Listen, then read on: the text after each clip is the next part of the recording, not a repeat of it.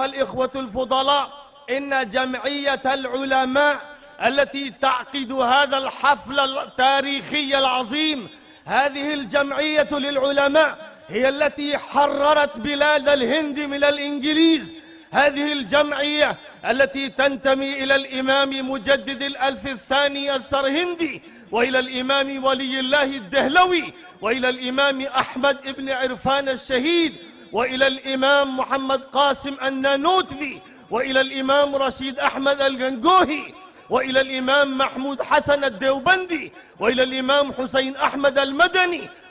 والآن يؤم هذه الجمعية هذا الإمام محمد أرشد المدني الذي لقبناه بأمير الهند، هو أمير المسلمين في الهند. حضرت مولانا أرشد مدني، حضرت مولانا أرشد مدني.